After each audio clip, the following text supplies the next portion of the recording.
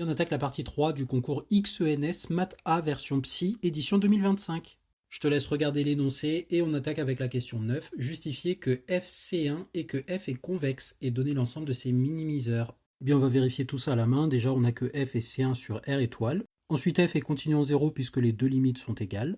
Et enfin, si je prends le taux d'accroissement, il est égal à ceci ou ceci. Et donc, les limites en 0 à gauche et à droite sont égales à 0. Et donc la valeur du nombre dérivé de la fonction en 0 est bien 0. La dérivée est bien continue en 0, puisque si je prends la limite quand x tend vers 0, on a bien 0, puisque l'expression de la dérivée est donnée par ceci. De plus, on a que f' est croissante. Oui, puisque c'est ceci l'expression, on a que la fonction qui a x associé x carré est bien croissante sur 0 plus l'infini, et on a que la fonction constamment nulle est bien croissante. Alors attention au petit piège, ça ne suffit pas tel quel. Être croissant pour les négatifs et croissant pour les positifs ne signifie pas qu'on est croissant sur R. Il manque un petit truc, si on compare les gens qui sont dans R- et les gens dans R+, est-ce qu'on a toujours la préservation de l'ordre? Et oui, c'est le cas. Si je prends n'importe qui de négatif, il est inférieur à n'importe qui de positif, et si je prends leurs images, bien j'aurai pour le cas positif un carré, puisqu'on est défini comme ça sur les positifs, et 0 pour le négatif. Donc j'aurai toujours que l'image d'un négatif est plus petite que l'image d'un positif par cette fonction. Et donc les images sont bien dans le même ordre pour toute valeur de x réelle. Ainsi f' est croissante, et donc on peut conclure que f est convexe. On va maintenant donner l'ensemble des minimiseurs. Pour tout x dans R, on a f de x supérieur ou égal à 0. Or f de x étoile égale 0 si x étoile est dans moins l'infini 0. C'est même un si et seulement si, puisque dans les autres cas, f de x est différent de 0. On a donc trouvé l'ensemble des minimiseurs, c'est tout simplement R-. Check. Question 10a, on suppose que x0 est strictement supérieur à 0 et strictement inférieur à 1 sur taux. Justifier que la suite xn définie par la relation de récurrence 2 est décroissante à valeur strictement positive et satisfait que xn plus 1 est égal à xn facteur de 1 moins taux xn pour tout n dans n.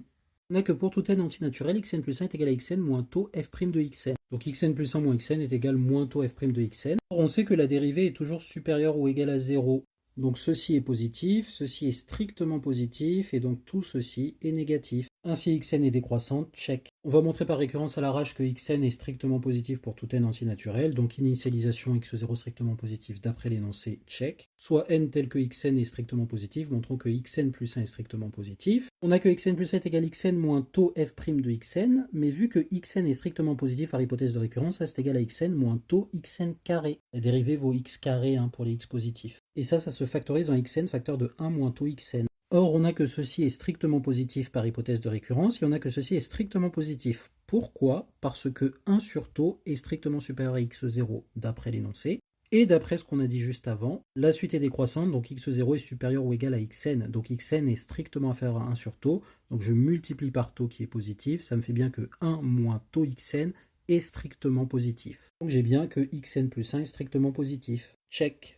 On a donc bien prouvé ceci par récurrence. Et encore une fois, on a bien que pour tout n antinaturel, xn plus 1 est égal à xn facteur de 1 moins taux xn, puisque la dérivée en une valeur qui est positive vaut x carré. J'ai xn moins taux xn carré, et donc j'ai bien ceci. Question B, justifier que xn tend vers 0 lorsque n tend vers l'infini. Et bien d'après la question précédente, xn est décroissante et xn est strictement positive, donc minorée. Donc d'après le théorème de convergence monotone, xn converge. De plus, la fonction qui a x associe x facteur de 1 moins taux x est continue sur tout R, parce que c'est tout simplement un polynôme. Et je peux donc appliquer le théorème du point fixe. Je sais que xn va converger vers un point fixe de cette fonction. On a donc que xn converge vers L, et L est égal à L facteur de 1 moins taux L. Je distribue, je simplifie par L, j'obtiens 0 est égal à moins taux L carré, et donc en divisant par moins taux qui est strictement positif, j'obtiens que L carré est égal à 0, ce qui équivaut à L est égal à 0. Donc xn tend bien vers 0 quand n tend vers plus l'infini, check.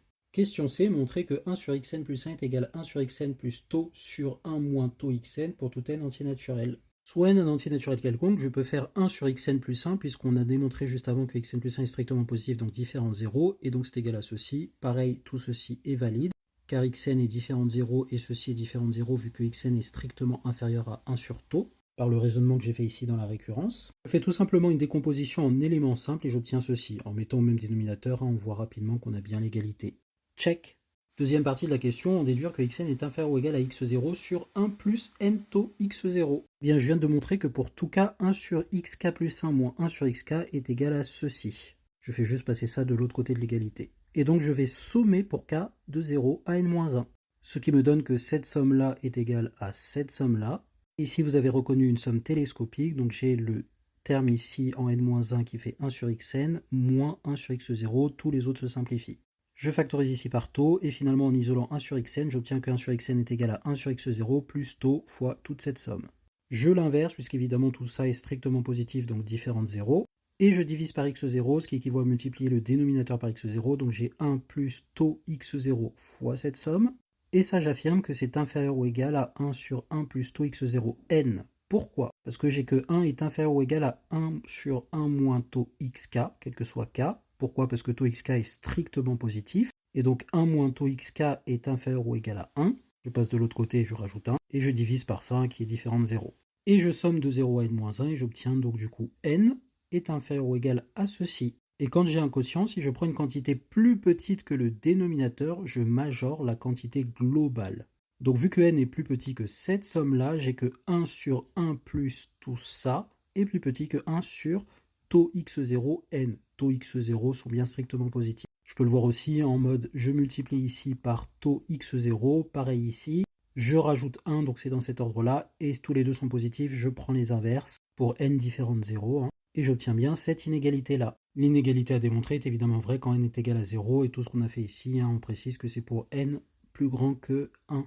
Si après multiplication par x0 donne l'inégalité voulue, check. Question 11, on suppose seulement que taux est strictement positif, montrer que pour tout x0 dans R, la suite xn converge vers un minimiseur de f. D'abord, on peut noter que par le même raisonnement que la question 10a, j'ai xn plus 1 moins xn qui est toujours égal à ceci, qui est toujours négatif. Donc j'ai bien aussi que la suite xn est décroissante. On va montrer que dans la généralité de taux strictement positifs, soit xn est minoré par 0 et donc convergente et par le même raisonnement tendra vers 0, soit xn est constante à partir d'un certain rang. Bon, si elle est minorée par 0, on reproduit le même raisonnement qu'avant et donc on a bien que xn tend vers 0 et donc on a bien qu'on tend vers un minimiseur de la fonction. Maintenant, si xn n'est pas minoré vers 0, ça veut dire qu'il existe une valeur de la suite qui est strictement négative. On va l'appeler xp. Or, xp plus 1 après la relation de récurrence est égal à xp moins taux f' de xp. Et pour rappel, f' elle vaut 0 pour les strictement négatifs. Ce qui signifie qu'ici on a que c'est égal tout simplement à xp, puisque ceci s'annule. Et donc j'ai que xp plus 1 est égal à xp. Et de même, je reproduis le raisonnement, xp plus 2, etc., etc. est égal à xp. On est bien constante à partir d'un certain rang de valeurs strictement négatives. Donc comme on est constante à partir d'un certain rang, on tend vers xp, et xp est une valeur strictement négative qui est bien un minimiseur. D'après la question 9, où on a affirmé que les minimiseurs, c'est R-. Question 12a, je te laisse lire la petite intro hypothèse, et moi je lis la question 12a, montrer que pour tout xy dans R, f de y est supérieur ou égal à f de x plus f' de x, facteur de y moins x. Alors il donne une indication avec le développement limité de la relation 1 quand t tend vers 0+, mais on pouvait faire autrement, donc je vais te présenter 3 preuves distinctes incluant la leur. Pour rappel, la relation 1, c'est que pour tout xy dans R et tout t dans 0,1, j'ai cette inégalité-là, c'est la convexité de f. Et je réécris ce terme de cette façon-là, et du coup on voit que ici quand t tend vers 0, j'ai bien un truc qui tend vers 0, et je fais le développement limité de ça. L'ordre 1, puisque j'ai seulement comme information que f est C1.